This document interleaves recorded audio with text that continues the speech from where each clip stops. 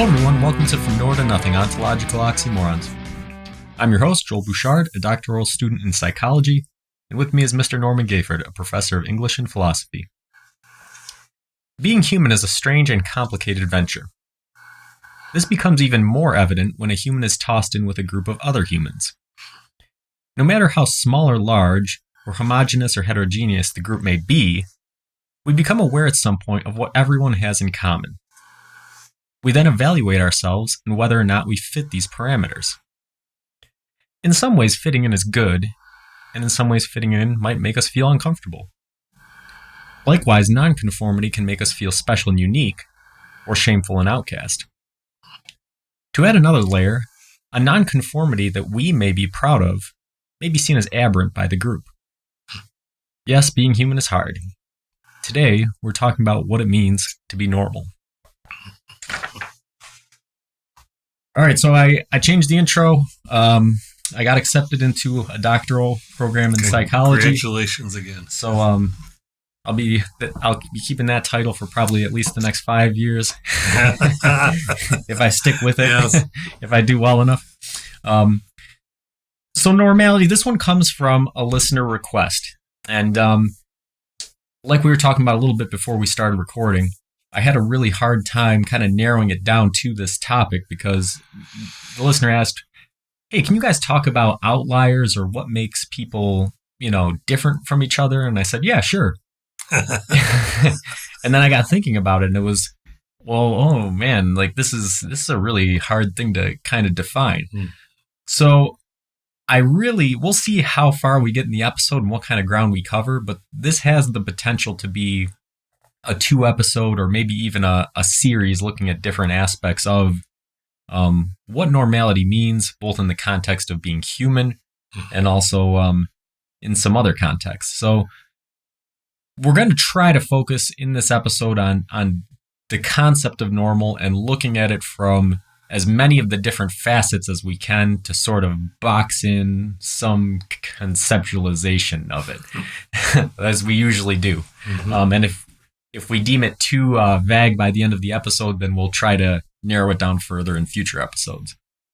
So I think what we're going to do with it is we'll talk about a couple different parts of it first. So let's start with normal as kind of the quality of conforming to a norm, really. So, Norm, can you tell us what a norm is? I knew that was coming. All right. We'll do etymology in a little bit. So we'll just jump to the norm part right now.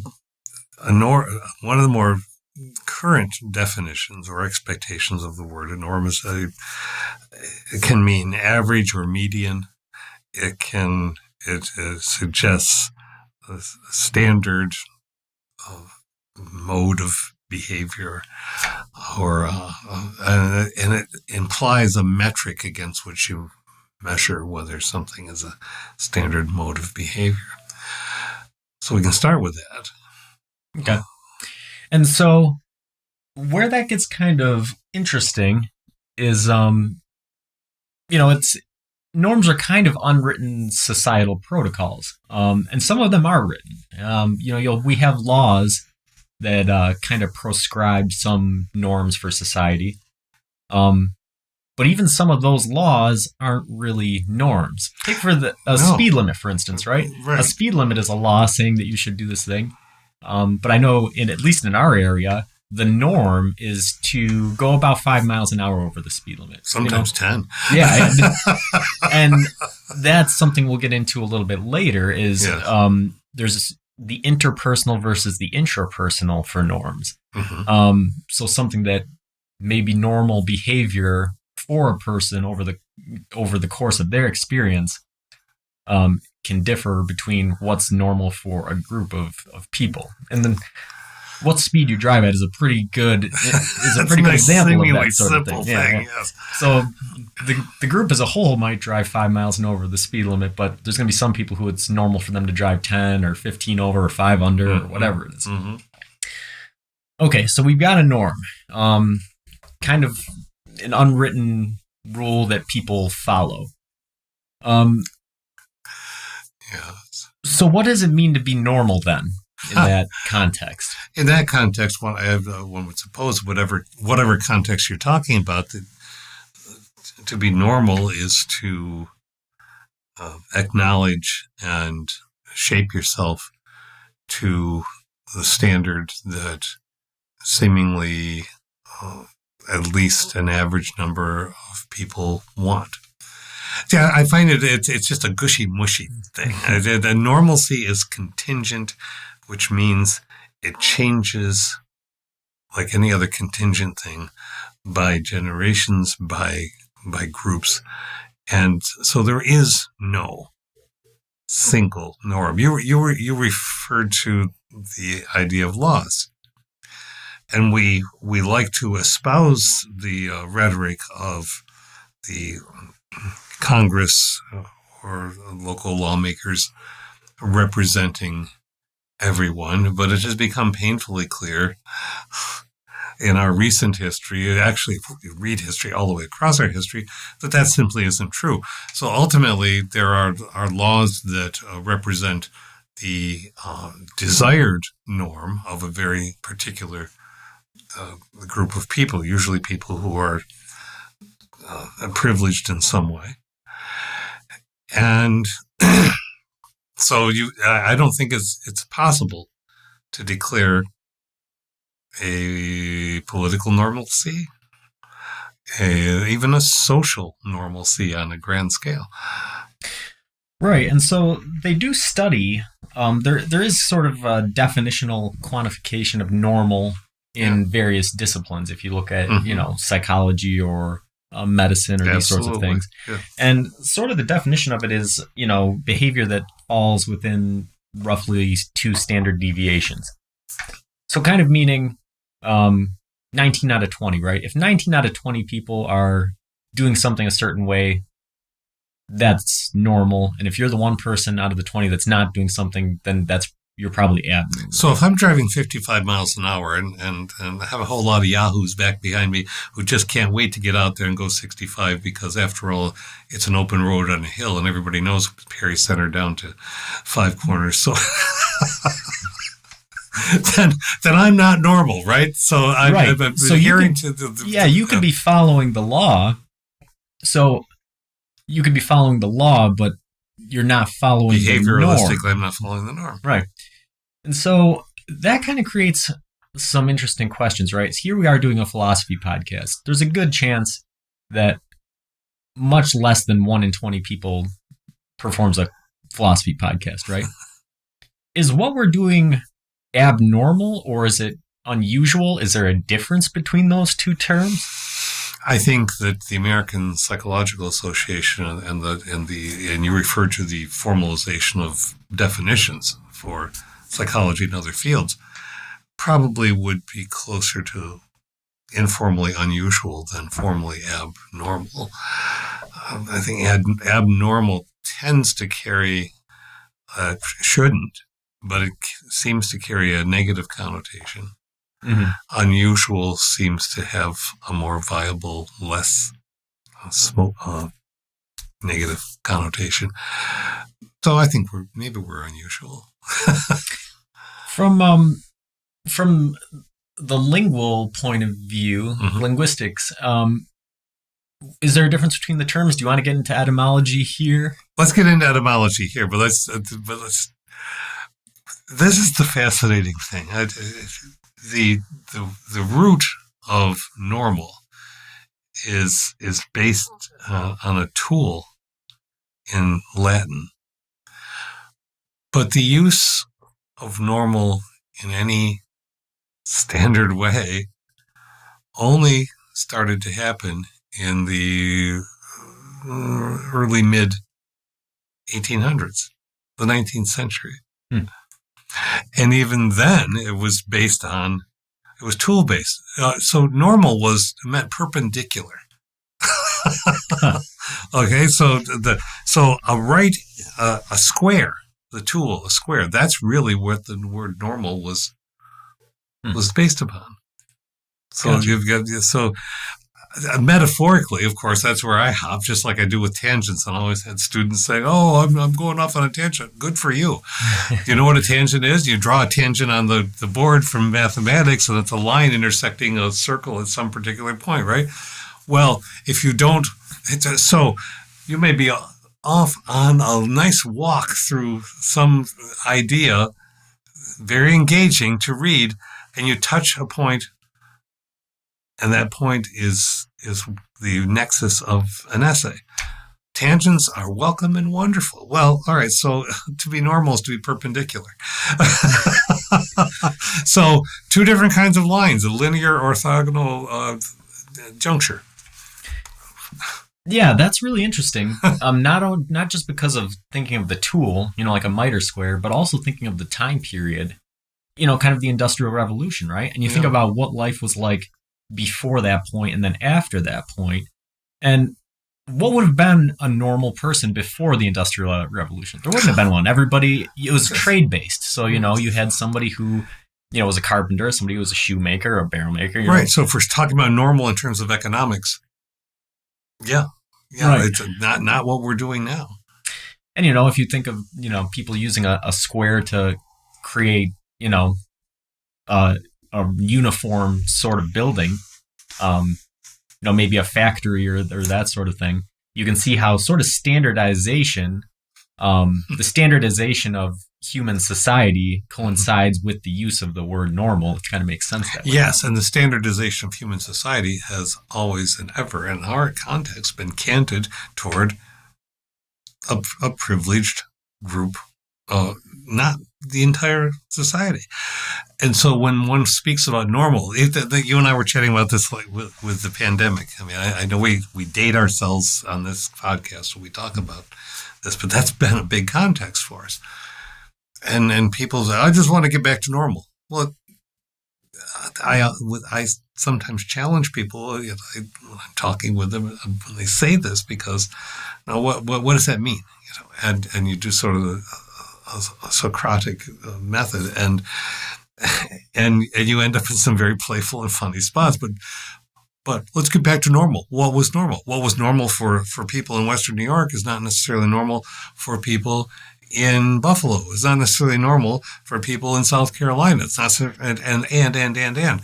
There are plentiful parallel and very divergent normals. Mm-hmm. And so when people say they want to get back to normal, I think they really don't know what they're talking about. Yeah. And this is, you and I were talking about it before the show. It's congruous with our conversation on authenticity last week. Yeah. Authenticity and normality tend to be thought of by people as concrete things, when in reality they're very fluid. There's being authentic, there's certain parts of your personality that will remain relatively static over your lifetime, but there's an even larger number of things about your personality that are going to fluctuate pretty widely as you age and as you experience things and whatnot. Mm-hmm. Normality is very similar, right? Except you can look at it within a person, but you can also look at it over geographical areas or over time frames or over these sorts of things. And it's very obvious when you look at it over time frames, right? What's normal now is different from the Industrial Revolution or prehistoric times. Mm-hmm. Geography is another big one. If you were to drop you or I in the middle of India, we'd probably violate a lot of norms without knowing it. Yes. There's an anthropological, a geographical essence to that. Yes. So in ways that we may be normal in the United States, you drop us into India, right? And you're looking at 19 out of 20 people, we're almost going to always be that one sore thumb that sticks out. But what would be normal? Yes, and I'm totally with you on that. But let's take that, since we're talking about our context. What does it mean to be a normal, adhering to normality in the United States? I think that's a big challenge, and maybe I'm not trying to knock us off track, but rather just let's pick a target. Right? Yeah, this is kind of funny. My mom had a Facebook post a couple days ago, and she was saying how the U.S. used to be thought of as a melting pot, and that's what she was taught growing up, and that, there seems to be a lot of, people that are unaccepting nowadays, right? And then she had, I think it was one of her distant family members, kind of interjected and was like, well, I don't think that we're a melting pot so much as a smorgasbord, right? Like, I think that when you say melting pot, like, that gets rid of individual differences, and you can never get rid of individual differences, right? And so they had this back and forth for a while, and it was sort of interesting to watch because as the conversation developed, early on, I wasn't quite sure. Looking at me, you could easily see the conversation going one of two ways, right? Mm-hmm. And the one hand, I was like, is this guy like a white supremacist or a neo-Nazi? Because he's saying like, well, you can't really blend in if you have different color skin or, canted eyes or something, right? But then he got farther in and he was more saying that we shouldn't try to get rid of individual differences because that's what makes us unique and this sort of thing. And I thought, well, you may not have articulated it as well as you could have, but so yeah, normality, right? Yeah. Thinking of that, using that as an example. Okay, you can have a smorgasbord, let's say, right? Think of America that way. All right, we're a bunch of different people that come together into one thing. But do we? Right. Exactly. And it makes you wonder if the melting pot sort of idea was ever a real thing in the first place, right?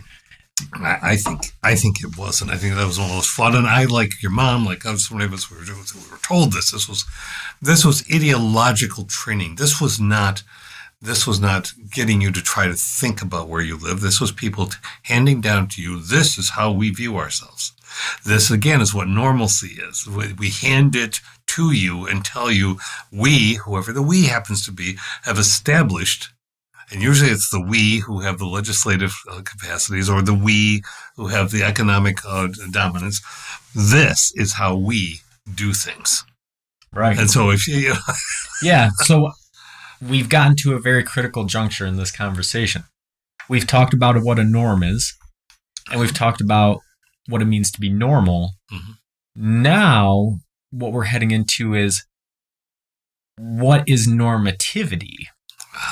And so a normative notion is what an individual believes should be normal, which is can have no basis in fact, but it's what an individual believes should be normal. And I feel like if you look at America, that is sort of our identity crisis, right? Mm. Is we have norms. Every society has norms. We have everybody who conforms or non-conforms to those norms in certain ways, so they're normal or abnormal. But what individual Americans or groups of Americans perceive to be normative varies greatly, and that's where a lot of the conflict comes up. Yes. I've been thinking about this a long, long time, but I've also been thinking about it in a very short time, which was talking about a play by Luigi Pirandello last night with an old friend. And we read a play a week, and he taught, he's 83 now, and he taught theater amazingly. And is a real, a powerful intellect and a jolly fellow and sharp as can be. And he teaches me every time we talk. And this play has had various names in translation, but it's essentially, it is so, if that's what you say. It's in parentheses. And it's about a small city in which there is a person who is goodly up on the ladder in government, who but still not at the top of the ladder, and everybody's talking about why his mother-in-law lives near the counselor, who is toward much more further up the ladder in a building, but that the husband and the wife live somewhat further away, a number of streets down, and they're up in a high, on a top floor, and the mother-in-law only can go to the bottom floor and look up and speak to the daughter at a distance. And everybody's wondering why. And this isn't normal. And why are they doing this? We have to find out. And the entire play is about people poking into what they have no business poking into, really. And at the end, it's not resolved. Oh, what we'll do is we'll bring the wife down, talk to her separately. The governor will talk to her, and without the other people around. Well, it doesn't really work that way. But she walks in. She has a black veil. You can't see her face. And they say, well, but your husband, some people are saying your husband is crazy. Some people are saying your mother is crazy. And that you actually aren't the second wife of the husband. You're the first wife, but he lost her and he can't conceive of you being that. So he's crazy. And it gets more complicated, but, and she says, they're both right. And that is so. And now everyone leaves. And of course it just, and there have been play directors who have changed this play because they said, no, the audience deserves to know who was right. Nonsense. Pirandello was poking at, exploring identity and how we conceive of ourselves. And when there's a marvelous scene in the play in which the man, Lamberto Laudisi, he's on the outside. He's not the norm because he's telling all of them, you're never going to find an absolute truth in these relationships. So you might as well just make up the facts that you want to make up and decide for yourself how it is, because you're not going to get to the bottom of this because there isn't a bottom to get to. And he's always sort of chuckling away at them as they're trying. But there's a scene in which he has a monologue in which he's talking to himself in a mirror, questioning who that person in the mirror is looking at him. What am I? Is there a consistency to me? Yes, but no one else can ever see it. Yeah. Yeah, that's really interesting because, I mean, that's part of the research that I did was talking about that, how damaging the concept of normality is in mental health, in, psychology. Absolutely. Because they say, all right, 1 in every 4 Americans has a diagnosable mental disorder. But most people don't seek treatment or decide to hide it because they get stigmatized by the larger group of people that are normal. But really, like we've talked about so far in this episode, everybody is abnormal in some way or at some time. In the eyes of some other group who happens to be right viewing them, right? Like, think of the word you just, words just delight me. So, right. So if you have a mental health issue, there people will think of, well, it's a disorder. In other words, it's a fragmenting or collision or running off from order. Because, of course, order is really important, and it becomes more and more important as states and what around the planet, as states, as in referring to governments, become more and more authoritarian. That we want order. Yeah. What does order mean? Right, and that's part of that conversation we just had earlier about standardization and all these other things. And we've talked about this in past episodes as well, that's just part of human nature, is trying to quantify, trying to set in its place, trying to do these things. And language is built around that, right? You have language to try to be the container that you pour these concepts into, but they all spill over into everything else. So it's not so you're grasping at shadows, right? These aren't things that are solid, concrete things, but it's human nature to try to understand them that way in order to try to understand. Right, and so it's a process. It's not an Borean kind of worm eating its own tail relativistically. We're not saying, well, everything is normal because nothing is. We're not saying that. But I think what philosophy requires of us, and even if we weren't talking just informally, being human requires of us that we acknowledge that things are constantly changing, whether we like it or not. And that change doesn't just happen because it just happens. Well, in the universe, there's entropy, right? But it also happens because people say, wait a minute, why are we so hung up on this thing? So let's get past ourselves and get on to some bigger issues for all of humanity. Well, some social issues are bigger issues for all of humanity. You don't just get past it. Oh, let's solve this one little thing. You know, I get the impression sometimes that there are people, even in policing, who are. I've been reading much about the Chauvin trial, right? And uncharacteristically, not normally. Normal procedure is police do not talk about other police, and they certainly don't testify much about this. So it's not the norm of what's going on with the testimonies of so many levels of policing about this man in the George Floyd trial. And I think, oh, well, that's interesting and good for them. But I also have to wonder, is everybody hoping that, gee, if they find this former officer guilty, is that going to solve all the problems of policing? And of course it's not. And so I think humanity sometimes wants to have a simple answer, almost always wants to have the simple answer. And that's a norm that cannot be rendered static. Right.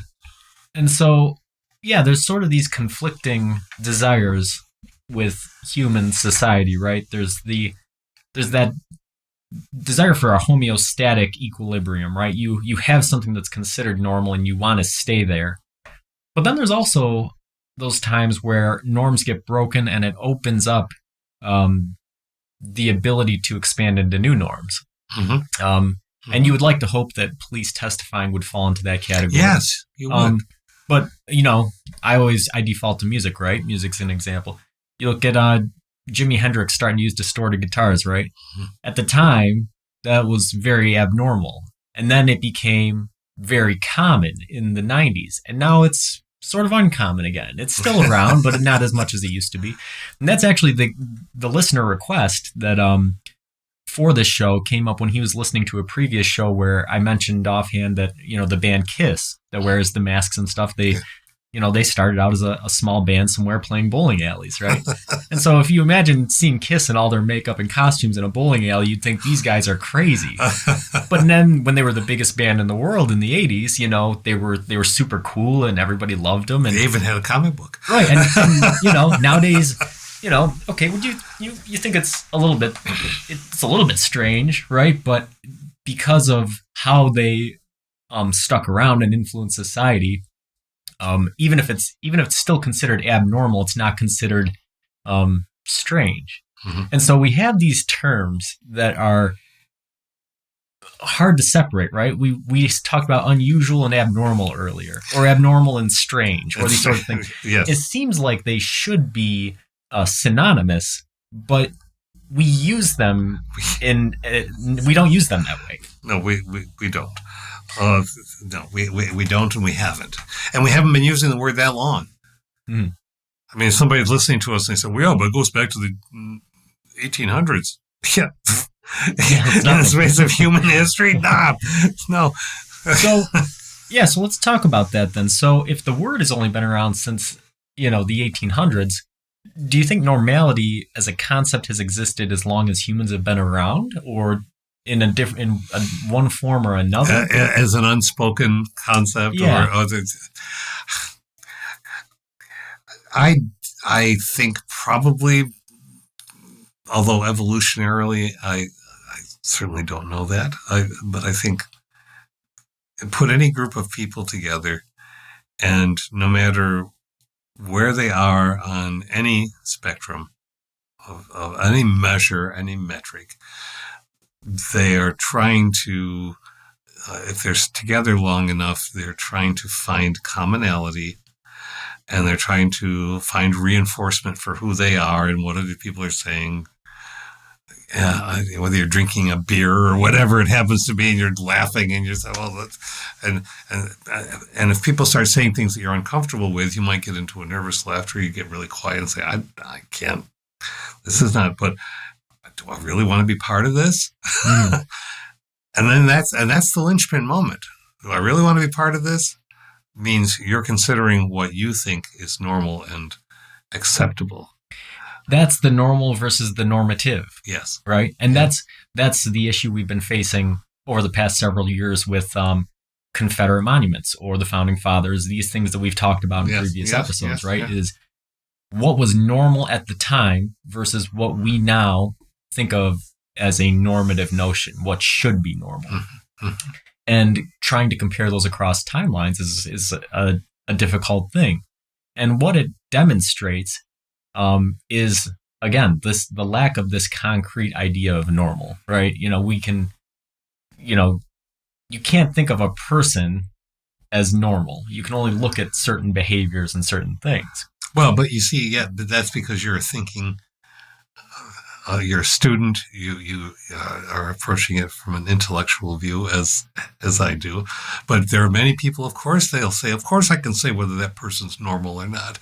If we're saying, but you really ought to think about it better than that, or you ought to think about it in deeper terms than that, because for many, normal becomes this point of retreat, this point of entrenchment, this point of a mythical or folkloric reality that probably never really did exist in the way that people, like the good old days. We had a nostalgia episode, right? Right. You go back and actually look at it, face on.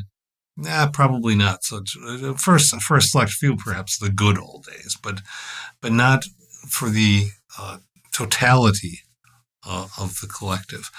And so, there will be people who say, that's not normal. Well, that's judgmental based on a pretend metric. Right. that really doesn't get anywhere. Yeah. And so thinking about this idea of, normality existing, as long as humans have been around, I think, they're probably norms have probably always existed. Normative notions within individuals have probably always existed, and normal behavior as conforming to norms has probably always existed. But probably the metrics that define those things, both in quantity and quality, have changed versus a hunter-gatherer group and modern people. Yeah, right? Yeah. I think that's a thought experiment I like doing ever since I read Michael Crichton's Timeline, right?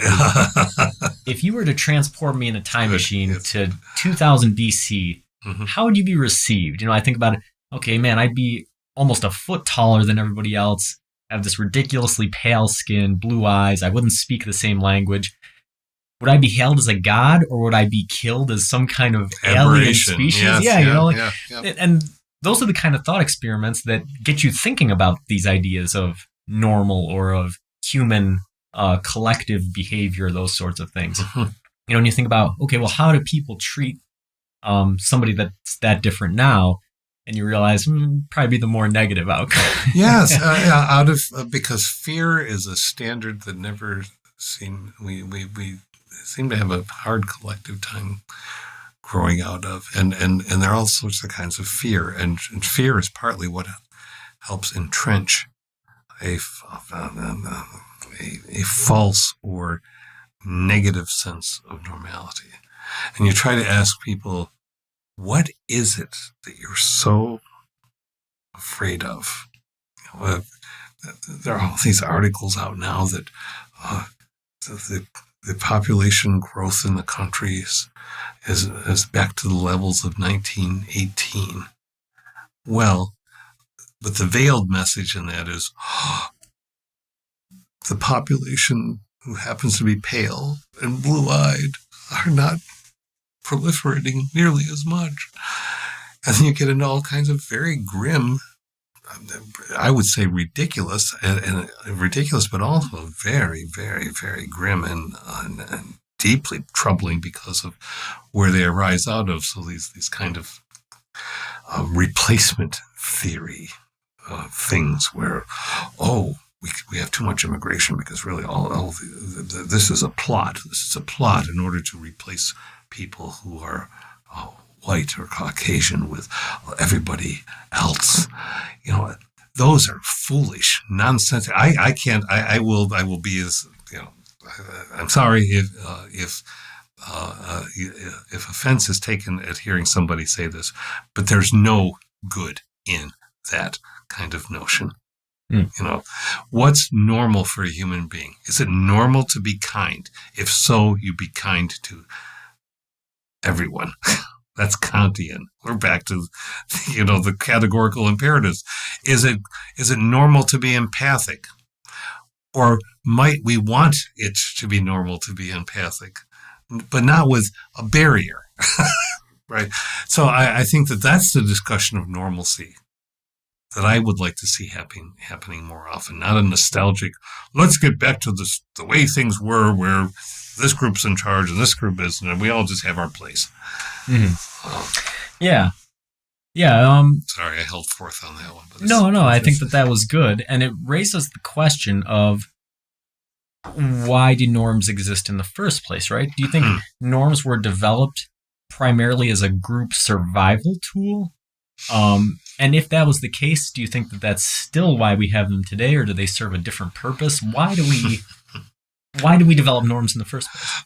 I think that you're onto something, perhaps in the most primal of circumstances, group survival. But then one has to think about, but what was the group? And so to me, group survival now is like the appendix. Unless you're talking about the planetary group, because that's where our survival level is, and that's where we are at, whether people like to acknowledge it or not. Either the human population itself is going to survive or it isn't. So group survival on a planetary level, I'm with you. Group survival is, but we bluegrass musicians, there are not that many of us anymore because we're not and that's an identification of, let's take music again. I stumbled onto that. I didn't even mean to stumble onto that, but all right. Any genre of music, it comes and it goes.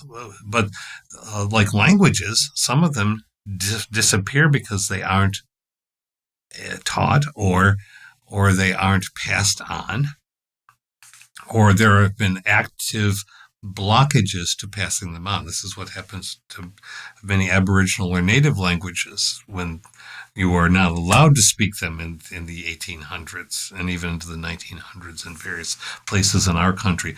It's an attempt to make a language go extinct. Why? Because if you make a language go extinct, then you can make a group of people's identity go extinct. And that helps the survival of the group that's in dominance. So, right. Yeah. So I think that if we're looking at the creation of norms, we talked about last week how humans are kind of a tribalistic species, right? So when humans first, were hunting and gathering, you had a dozen or a couple dozen individuals. It probably was a group survival instinct, right? We do this in order to survive, whatever that may be. We drink out of cupped hands rather than lapping it up like dogs so we can see what's going on, or whatever, whatever example you want to use. And that would have served a survival purpose. And then as human society has developed, obviously those things become, the appendix is kind of a good example, right? It's almost a vestigial kind of usage. So I guess the question would be, do they serve a different purpose now? Or if we're still using them as a group survival tool, should we abandon them altogether? I think that's a marvelous question, and that's the foundational basis for what establishing norms as in social order should be. Why do we want this? What is its real seeming use? And what are its potential and probable implications or consequences? Because we are, as you said earlier, we are filled with collisions and inconsistencies. We decide that 55 miles an hour in certain places is probably within the reasonable tolerances of safety. But then people say, nope, I know I can be safer than that. 10, I can go 65. Or I can go 75. I drive 75 in Wyoming, state of Wyoming. Why can't I drive 75 on Route 19? It's not right. And I'm better. I have better skills than these other people on the road. And so, and all of that arrogance and all of that over the top projected self-worth and ability that you may well be a NASCAR driver who can handle high speeds. Do high speeds belong on a certain road? Yeah, but I'm American and I don't have to follow the rules. Okay. So normalcy means not following the rules, but yet you want to establish rules about how other people can be around you because you know best and they don't. And so then we get this fringy, this fragile notion of normalcy collapses instantly. Toss a little stone at it and it breaks like glass. Yeah, this is where the discussion really is tying back to our past couple episodes on authority and authenticity, right? Because, and again, music is a good example, but it's not the only one. We can apply it to almost any facet of society. But when you look at the development of digital music in the early 2000s, right, up until that point, record companies had the authority to decide what music was fit for public consumption. So with that authority, bands and musicians would present their material to the authorities with varying amounts of authenticity, right? You read interviews from people and they'll say things like, well, I didn't really want to make this music, but I knew at the time that I had to give it this aesthetic in order to get it on the radio or something.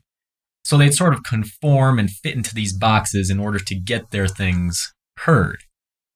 And that created a normality of music. Mm-hmm. You see genres that proliferated at certain times. You had your glam metal in the 80s and your grunge in the 90s and your psychedelic rock in the 70s, all this different stuff, right? Well, when you got to the early 2000s, and people like me they had the technology to build a studio in their bedroom, and the internet made it possible to self-distribute music and things. Mm-hmm. You saw this entire breakdown of music genres. Yes. It's not to say that they still don't exist, right? Record labels still exist, and large genres of music like pop and country and rap still dominate the radio waves and things. But really underneath that top three categories of music, when you look at the genres of jazz or rock or indie or alternative, what you see is something completely different than you ever saw at any point in history. And so you could look at that and say, oh, well, this is aberrant. This is completely out of the normal. What happened, that people suddenly started making different music? Yeah. But it's probably not that the people are making wildly different music so much as that the authorities that had a grip on what was normal lost that grip, and people were more inclined to authentically produce certain things. Now, you just go. When you look at it that way, and then you look at different facets of society, and especially a big one when you look at conservative folks and with gay or transgender people, right? Yeah. Is that sort of thing. It's like, where did all these people come from in the past 5 or 10 years? It didn't used to be this way. Well, it's kind of the same discussion, right? You look at how authority and normalcy and authenticity all sort of interrelate to each other. Yeah. Then you start to understand why something can be more normal or less normal, why we have more or less tolerance for what is considered normal in different areas. And when it is historically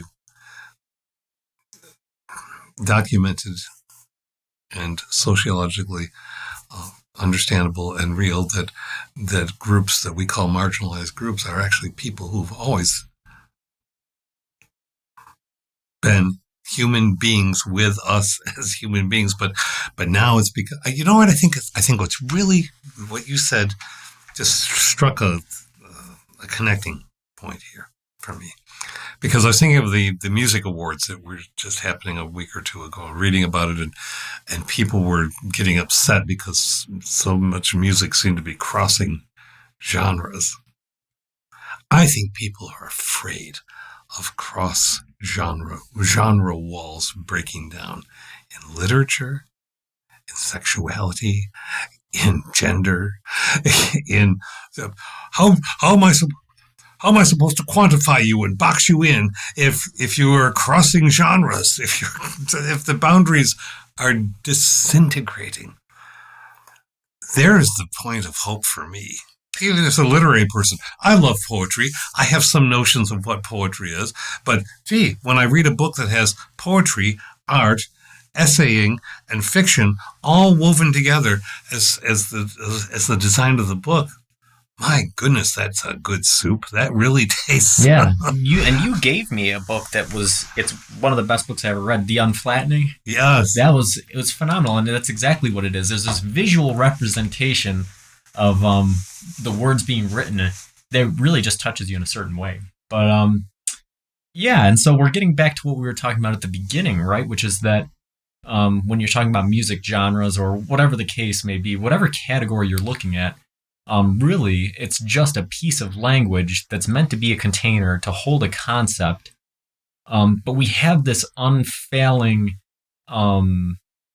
belief that a word means a certain thing when the meaning behind words can change. Yes. And that's part of our problem with normality. So looking at that, what causes people to violate norms then? Looking at what we were just talking about with authority and authenticity and these sorts of things, what causes people to violate norms? Oh, I suppose there's a basket full of reasons. I'm going to take one that is me. At a certain point in my teaching, I just decided I was trying to let myself wear what I want to wear. For a long time, I wore ties, and okay, fine, but the ties are constricting, and I just didn't find them doing anything. So I finally gravitated toward not matching, but sport jackets that would somehow accentuate a particular superhero or pop cultural or referential Star Wars, Star Trek, superheroes, whatever, shirt with a decent pair of pants and sneakers that would in some way have colors or patterns that would complement those things. So that one could say, and I've had people say, well, you look unprofessional. Oh, I'm out of the norm for professionality. Tell me, what is a profession? And what does professionalism mean? Does it mean I have to look like everybody else within the profession? Does it mean that we have a uniform, even though we say we don't have uniforms? Yeah. So it became a point of not just self-expression, which has been delightful for me, and in which I've allowed myself, even when I'm not in the classroom anymore formally, because it's authentic to me, even though I have brands on me, right? Today I have the X-Men. I wore that on purpose because I thought, all of our stories, I would say most or even all of our stories ultimately are about collisions with and attempts to rein in or deal with what's normal and what's not. And that's certainly what Marvel Comics has been doing for decades and decades and decades. This group that's different than others, this group that is preyed upon because and feared because X, Y, and Z. and yet they contribute to humanity. Mm-hmm. And I find that a marvelous ongoing theme. So normalcy is challengeable and needs to be challengeable on any number of levels, from the visually superficial to the metaphorically deeper reason one is doing it. A reminder. Socrates, it's the self-described ugly man walking around being a gadfly. The society needs gadflies. They need to be pricked and poked and think again. And so that's what I think normalcy always needs. Yeah, and it's funny because I think that there's an interplay between authority and authenticity and normalcy.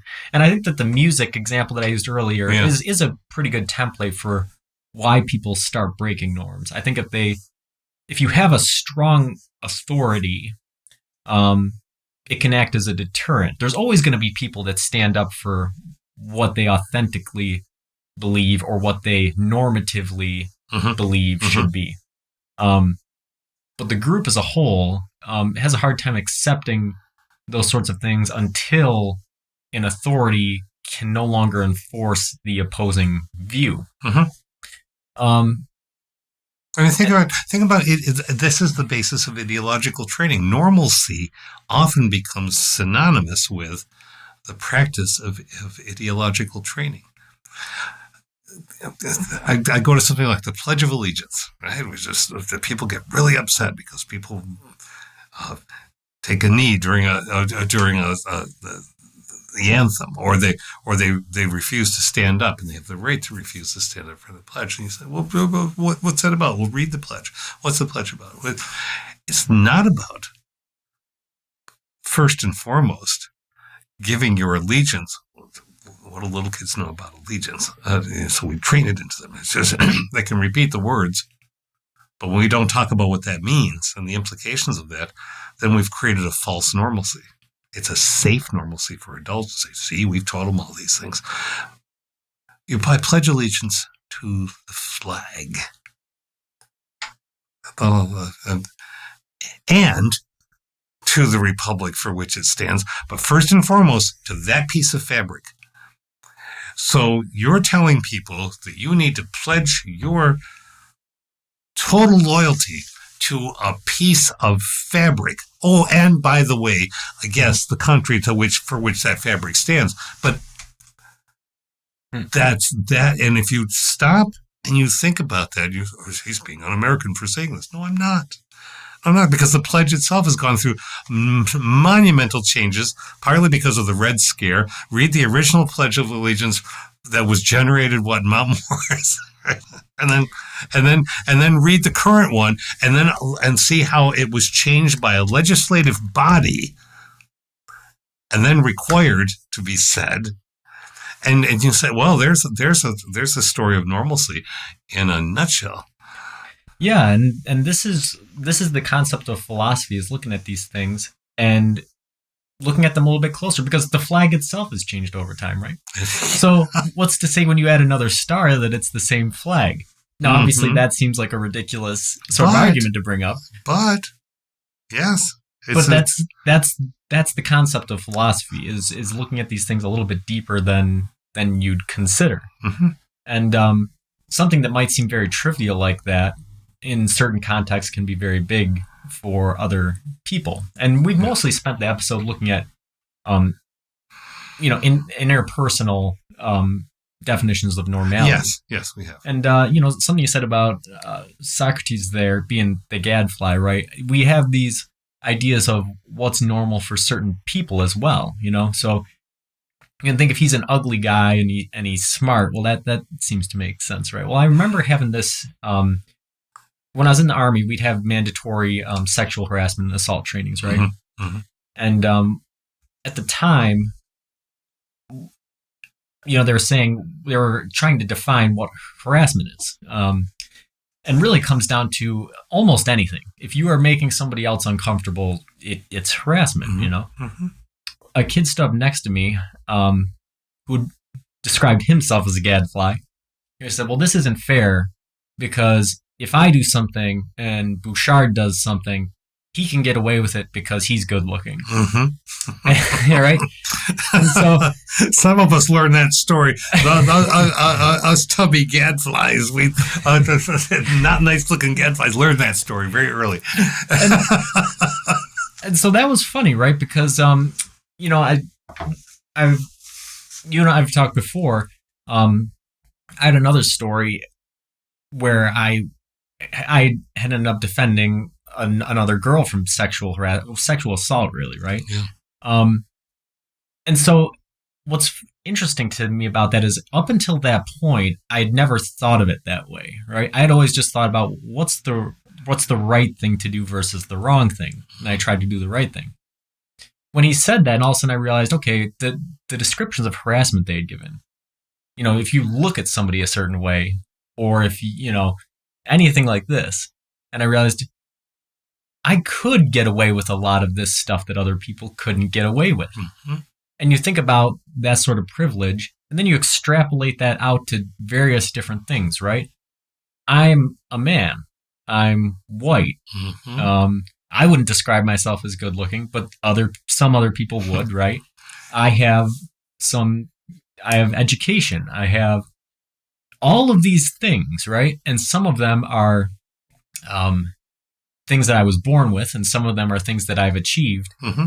And some of them are things that I've achieved because I was born with certain characteristics, right? Yes. But what it all boils down to is that almost creates an entitlement, right, of what I can consider normal for myself versus what other people can consider normal for themselves. And that just doesn't apply to what some people consider sexual harassment and some people don't. It goes to all different levels, from employment to criminal justice to all of these different things. Yes, it does. And in so questioning and coming to the realization of what was transparent, you're not bashing yourself. You're not saying I should just stop living because I have all of this privilege. What you're saying is we need to rethink. I've arrived at the place where I'm rethinking. Well, we should be rethinking all the way through our lives, right? And that's part of what education. I'm going to use this word we've had as a bugaboo forever. A true education causes one to do. If education does nothing but build one's own ego and convince yourself that you know everything in a field, then education has failed you entirely. and at least in my not so humble opinion, and so that the questioning of the normalcy of practice. I mean, what are workshops in a factory about, or in any kind of manufacturing? Have we achieved the best practice ever? Well, probably not. And so you have time together where you brainstorm ideas. You've talked to me before about all the things that one goes through in a company to try to find the best working relationships among everyone, and whether it's how things are stacked, how far you have to walk to get inventory, whatever it happens to be. Well, that's true for any level of normality, because it's really about the structural, what seems to be transparently the given structure of a group. And when normalcy becomes, well, this is just how it is, and this is how we do it, then thought has gone away. Yeah, and that's an interesting thing. Is I can't remember if we talked about it on the show or not, but we have a continual improvement system where people have to have a suggestion for how to improve efficiency or cost savings or safety or something. So there's no end goal there. That's something that's continually developing. On top of that, in our safety program, if we fill out an accident report, there's a section for what the root cause is and what the preventative measure will be. And it says right there under root cause, in parentheses, it says, saying that it was employee carelessness, or if you're trying to blame it on the employee, is not a reasonable answer. Mm-hmm. And that forces you, no matter what happened, what you're saying is, this isn't the employee's fault. We provided a workplace that was unsafe under whatever condition they hurt themselves in. Extrapolate that out to society, right? And think about how we look at things now and what sort of things we try to blame on groups of people just for being who they are, versus what sort of society we are forcing them to operate in. So this has been a great discussion. I think we did cover a lot of ground in a lot of different directions. We didn't get anywhere near going as in depth in any one direction as we could. No. So we'll see. I'm sure down the road we're going to revisit a lot of this, but I think it was a good conversation. And I do want to insert this because I know you're thinking the same thing. It was really nice that somebody said, "Would you talk about X?" That's fun. Yeah. Yes, we've been getting a couple listener suggestions recently, and we definitely welcome. If you've got something you want us to talk about, let me know, and we'll get to them. Until next time, keep on.